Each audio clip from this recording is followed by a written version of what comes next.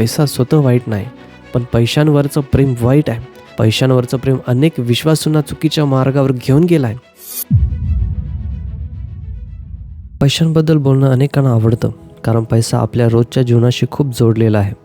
पण याच पैशांमुळे कधीकधी आपण चुकीचा विचार करू लागतो आणि अशा सवयी लावून घेतो ज्या आपल्यालाच अडचणीत टाकतात. ख्रिस्ती लोक म्हणून पैसा आपल्या जीवनावर राज्य करू देणं योग्य नाही. उलट आपण पैशांकडे देवाच्या दृष्टीने बायबलनुसार पाहायला शिकलं पाहिजे. म्हणूनच या संदेशात आपण पैशांबद्दल 10 महत्त्वाच्या शिकवणी पाहणार आहोत, ज्या प्रत्येक ख्रिस्ती लोकांनी नक्की जाणून घ्यायला हव्या. देवाने तुम्हाला जे दिलं आहे ते आठवा. याकोब 1:17 लिहिलं आहे की प्रत्येक चांगली आणि परिपूर्ण देणगी देवाकडूनच येते. प्रत्येक उत्तम देणगी व प्रत्येक पूर्णदान वरून आहे, ज्याला विकार नाही व जो फिरण्याने छायेत जात नाही, अशा ज्योतिमंडळाच्या पित्यापासून ते उतरते. याचा अर्थ असा की आपल्याकडे जे काही आहे, आपलं आरोग्य, वेळ, कुटुंब, मित्र, वस्तू आणि पैसा, हे सगळं देवाने दिलेलं आहे. म्हणून पैशांबद्दल पहिला धडा असा आहे की आपण कधीही विसरू नये की हे सगळं आपलं नाही, तर देवाचं वरदान आहे. जास्त पैसा मिळाला तर आपण गर्विष्ठ होऊ शकतो आणि आपल्याला देवाची गरज नाही असं वाटू शकतो. आणि पैसा कमी असेल तर आपण खूप काळजीत, भीतीत जगू शकतो किंवा पैशालाच सगळं मानू शकतो. म्हणून पैशांबाबत सावध राहा आणि हे लक्षात ठेवा की तुमच्याकडे असलेला प्रत्येक रुपया हा देवाच्या आशीर्वादाचाच एक भाग आहे. बिलं भरा आणि कर्जापासून दूर राहा. बायबल आपल्याला सांगते की ज्याचं देणं आहे ते त्याला द्यावं. कर असो, बिलं असोत, सगळं वेळेवर भरावं आणि कोणाचंही देणं ठेवू नये. याचा अर्थ असा की पैशांचा नीट हिशोब ठेवायला हवा, जेणेकरून आपली सगळी बिलं वेळेवर भरली जातील. कर्जाबाबत तर फार काळजी घ्या. शक्य असेल तर कर्ज पूर्णपणे टाळा. फारच गरज पडली तरच कर्ज घ्या आणि ते शक्य तितक्या लवकर फेडण्याचा प्रयत्न करा. पण मी ॲडवाईस देईल की कर्ज घेऊच नका, कारण कर्ज माणसाला अडचणीत टाकू शकतो. पण शिस्त आणि प्रामाणिकपणा आर्थिक शांतता देतात. अचानक येणाऱ्या गरजांसाठी पैसे साठवा. याकोब 4:14-15 सांगितलं आहे की त्या तुम्हाला उद्याचे समजत नाही. तुमच्या आयुष्य ते काय, तुम्ही पाहात ती थोडा वेळ दिसते आणि मग दिसेनाशी होते. असे न म्हणता प्रभूची इच्छा असेल तर आपण जगू व अमुक करू असे म्हणा. या उतार्यात याकोब विश्वासूंना आठवण करून देतो की भविष्यात काय घडेल हे आपल्याला कळत नाही.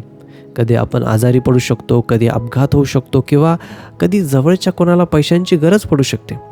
म्हणून इथे शिकवण अशी आहे की अशा अचानक येणाऱ्या परिस्थितीसाठी थोडे पैसे बाजूला ठेवायला हवेत. इतकी बचत ठेवा की एखादा अनपेक्षित खर्च आला तरी तुमचं जीवन पूर्णपणे बिघडू नये. मेहनत करा आणि आळशी होऊ नका. 1 थेसलोनिका 4:10-12 या वचनात पौल सांगतो की तुम्ही शांत जीवन जगायला शिका. स्वतःच्या कामाकडे लक्ष द्या आणि आपल्या हाताने काम करा, जेणेकरून तुम्हाला कशाची कमतरता भासू नये. या उतार्यात पौल ख्रिस्ती लोकांना सांगतो की त्यांनी मेहनत करावी, आपापल्या कामात लक्ष घालावं आणि आळशी होऊ नये. इथली मुख्य गोष्ट अशी आहे की मेहनतीपासून दूर राहू नका, काम टाळू नका आणि शॉर्टकट वापरू नका. देवाने दिलेल्या हातांनी आणि बुद्धीने काम करायला शिका. काम शारीरिक असो किंवा विचाराचं असो, ते प्रामाणिकपणे करा. असं केल्याने आपलं काम पूर्ण होतं आणि आपल्याला कशाचीही कमतरता राहत नाही. स्वतःची काळजी घ्यायला शिका. 2 थेसलोनी 3:7-8 पौल सांगतो की तो लोकांमध्ये असताना आळशी नव्हता आणि कोणाचं अन्न मोफत खाल्लं नाही, तर रात्रंदिवस मेहनत करून स्वतःसाठी कमावलं, म्हणजे तो कोणावर ओझं ठरू नये. या उतारात पौल स्पष्ट करतो की त्यांनी कष्ट करून स्वतःच्या गरजा भागवल्या. ही गोष्ट सगळ्या ख्रिस्ती लोकांनी शिकायला हवी. आपण स्वतःची जबाबदारी घ्यायला शिकलं पाहिजे. स्वतःची बिलं भरायला, स्वतःचे अन्न विकत घ्यायला आणि स्वतःचा भार उचलायला.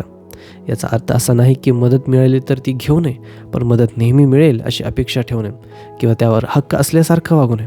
इतरांची काळजी घ्यायला शिका. 1 तिमोथी 5:8 सांगितलं आहे की जो कोणी आपल्या लोकांची, विशेषतः आपल्या घरातील लोकांची काळजी घेत नाही, तो विश्वास नाकारणारा आहे आणि अविश्वासीपेक्षाही वाईट आहे. या उतार्यात पौल तिमोथेला समजावतो की जर एखादी व्यक्ती आपल्या कुटुंबाची काळजी घेत नसेल तर ते फार गंभीर आहे. म्हणून पैशांचा उपयोग फक्त स्वतःसाठीच नाही, तर इतरांची काळजी घेण्यासाठीही करायला हवा. आधी स्वतःची जबाबदारी घ्यायला शिका आणि मग अशा ठिकाणी वाढा जिथे तुमचे पैसे इतरांना मदत करू शकतील. कारण प्रेम म्हणजे गरजा पूर्ण करणं, आणि जर आपण आपल्या जवळच्या लोकांच्या शारीरिक गरजा पैशांद्वारे पूर्ण करू शकत नसलो तर त्याचा परिणाम आपला प्रेम व्यक्त करण्याच्या क्षमतेवरही होतो. पैशांबाबत बुद्धीने वागा, नीतिसूत्रे 22:26-27 मध्ये सांगितलं आहे की दुसऱ्या कोणाच्या कर्जासाठी हमी देऊ नका किंवा त्याच्या कर्जाची जबाबदारी घेऊ नका, कारण ते तुम्ही फेडू शकलं नाही तर तुमच्याकडचं सगळं काही जाऊ शकतं. या उतार्यात राजा शलोमोन लोकांना सांगतो की दुसऱ्याच्या कर्जात स्वतःला अडकवू नका. म्हणून पैशांबाबत एक साधा सल्ला असा आहे की पैसा नातेसंबंध बिघडू शकतो. उदाहरणार्थ, एखाद्या मित्राने तुमच्याकडून मोठी रक्कम उधार घेतली आणि परत दिली नाही तर मैत्री लवकरच बिघडू शकते. म्हणून एक चांगला नियम असा ठेवा की कोणालाही पैसे उधार देण्यापेक्षा जेवढं शक्य आहे तेवढं दान म्हणून द्या. एखाद्याला 500 रुपये हवे तर तुम्ही म्हणू शकता, मी 500 देऊ शकत नाही पण 100 देऊ शकतो, आणि ती परत घ्यायची गरज नाही. अशा प्रकारे देणं हे उधार देण्यापेक्षा चांगलं ठरतं, कारण त्यामुळे नातेसंबंध वाचतात आणि मनात ताण राहत नाही. परत द्यायला शिका. नीतिसूत्रे 22:9 मध्ये सांगितलं आहे की जो उदार मनाने देतो त्याला आशीर्वाद मिळतो, कारण तो गरिबांना अन्न देतो. या वचनात राजा शलोमोन सांगतो की उदार लोक आशीर्वादित होतात. म्हणून पैशांबाबत एक महत्त्वाची गोष्ट म्हणजे देवाला परत देणं. उत्पन्नातून 10वा हिस्सा, दशांश देवाला देणं हे चांगलं आहे. दशांश देणं म्हणजे आपण देवावर आपल्या पैशांबाबत विश्वास ठेवतो. पैसा देवाकडूनच आला आहे हे मान्य करतो आणि पैसा आपला देव नाही हे दाखवतो.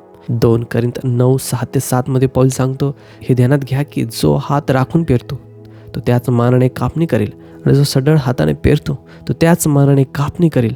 प्रत्येकाने आपापल्या मनात ठरवल्याप्रमाणे द्यावे.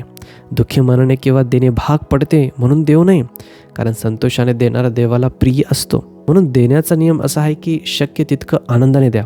तुम्ही तुमच्या चर्चला, एखाद्या सेवेला किंवा सेवकाला मदत करत असाल तर आनंदाने आणि मनापासून द्या. पैशांचा उपयोग करा पण पैशांवर प्रेम करू नका. 1 तीमुथेय 6:10 मध्ये सांगितलं आहे की कारण द्रव्याचा लोभ सर्व प्रकारच्या वाईटाचे एक मूळ आहे. त्याच्या पाठीस लागून कित्येक विश्वासापासून भगले आहेत आणि त्यांनी स्वतःच पुष्कळशा खेदाने भसकून घेतले आहे. इथे हे लक्षात घ्या की पैसा स्वतः वाईट नाही, पण पैशांवरचं प्रेम वाईट आहे. म्हणून देवाला तुमचा देव ठेवा. त्याच्यावर संपूर्ण मनाने, आत्म्याने, बुद्धीने आणि सामर्थ्याने प्रेम करा. पैसे कमवा, मेहनत करा, पण तुमच्या हृदयावर आणि विचारांवर देवाचा राज्य असू द्या, पैशांचं नाही. पैशांवरचं प्रेम अनेक विश्वासूंना चुकीच्या मार्गावर घेऊन गेलाय. म्हणून हा धोका आपल्या सगळ्यांनी सतत लक्षात ठेवायला हवा. तुमच्या मेहनतीचं फळ आनंदाने उपभोगा. उपदेशक 3:12-13 मध्ये सांगितलं आहे, माणसाने आनंद मानावा, चांगलं करावं, खावं प्यावं आणि आपल्या मेहनतीतून मिळालेल्या गोष्टींचा आनंद घ्यावा, कारण हे देवाचं देणं आहे. याचा अर्थ असा की जेव्हा तुम्ही मेहनत करून पैसे कमावता आणि बुद्धीने ते वापरता तेव्हा त्यांचा आनंद घेणं चुकीचं नाही. पैसा वापरण्यासाठी आहे आणि योग्य गोष्टींसाठी खर्च करून आनंद घेण्यासाठी आहे, कारण माणूस मरणानंतर पैसा सोबत घेऊन जाऊ शकत नाही. म्हणून चांगल्या गोष्टींवर, चांगल्या लोकांसोबत पैसा खर्च करा. पैसा हे एक देणं आहे आणि प्रत्येक देणगीप्रमाणे त्याचं कौतुक करायला हवं आणि ती देणगी देणाऱ्या देवाकडे विशेष लक्ष द्यायला हवं. म्हणून पैशांबाबत ते लक्षात ठेवा. देवाने दिलेलं आठवा, बिलं भरा, कर्जापासून दूर राहा, अचानक गरजांसाठी बचत करा, मेहनत करा, आळशी होऊ नका, स्वतःची काळजी घ्या, इतरांची काळजी घ्या. पैशांबाबत बुद्धीने वागा, देवाला परत द्या, पैशांचा उपयोग करा, पण त्यांच्यावर प्रेम करू नका आणि तुमच्या मेहनतीचं फळ आनंदाने उपभोगा. आणि हे कधी विसरू नका, येशू तुमच्यावर प्रेम करतो. म्हणून सर्व गोष्टींपेक्षा जास्त देवावरती प्रेम करा. प्रभू आपणा सर्वांना आशीर्वादित करो.